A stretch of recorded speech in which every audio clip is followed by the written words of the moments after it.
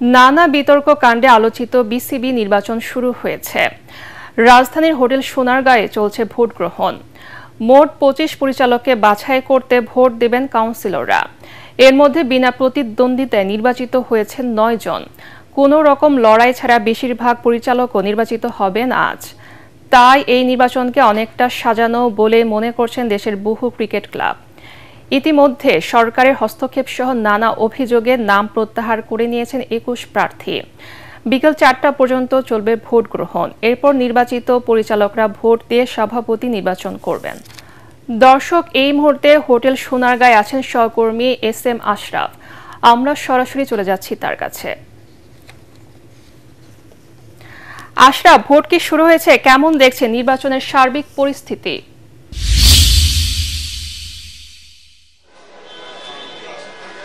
জি Poonam, vote 10টায় শুরু হয়ে গিয়েছে। এর আগে আমি বলেছিলাম যে কেমন ভোট হচ্ছে তার একটি আভাস আমি দিয়েছিলাম, যে বলেছিলাম যে আসলে নির্বাচনটা একটা শুধুমাত্র আনুষ্ঠানিকতা, এবং কেন আনুষ্ঠানিকতা তার কিছু উদাহরণ আমি আপনার সঙ্গে তুলে ধরি। যেমন আসলে এখানে 3টি ক্যাটাগরিতে নির্বাচন হয়, ক্যাটাগরি 1, 2 এবং 3। তার মধ্যে জেলা আর বিভাগীয় ক্রীড়া সংস্থা মিলিয়ে যে ক্যাটাগরি 1 আছেন, সেখানে আসলে ৭১ জন কাউন্সিলর নিজ বিভাগ থেকে নির্বাচন করেন মোট 10 জন পরিচালক। সেখান থেকে বিনা প্রতিদ্বন্দ্বিতায় 8 জনই নির্বাচিত হয়ে গিয়েছেন। তাহলে এখানে লড়াইটা কোথায়? আবার যদি বলি আমরা ক্যাটাগরি 2 থেকে যে 12 জন পরিচালক নির্বাচন করেন, সেখান থেকে মাত্র এখন প্রার্থীর সংখ্যাটা আছে 15 জন।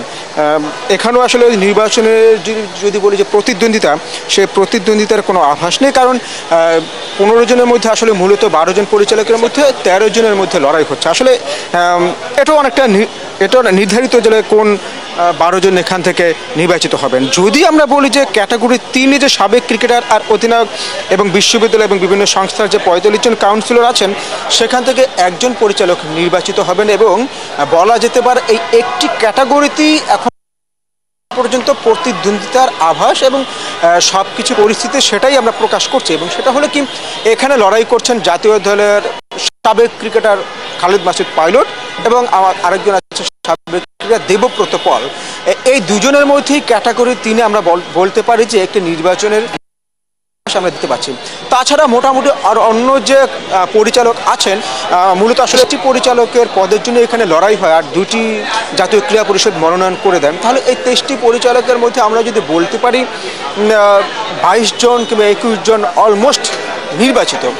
তো এখানে আসলে সেই আমরা যে আগে থেকে দেখে আসছিলাম, আমাদের একটা নির্বাচনের যে সংস্কৃতি ছিল, এ যুগের যারা আসলে ভোট দেন তারা যে সংস্কৃতি দেখে আসছেন, তা থেকে বের হওয়ার কোনো এই বিসিবি নির্বাচন নয়। এটা বলা যেতে পারে একটা আনুষ্ঠানিকতা নির্বাচন হচ্ছে। সেটা মোটামুটি কারা কারা পরিচালক নির্বাচিত হবেন সেটা অনেকটা ধারণা করাই যেতে পারে। তো এই ছিল আমার কাছে সবশেষ তথ্য।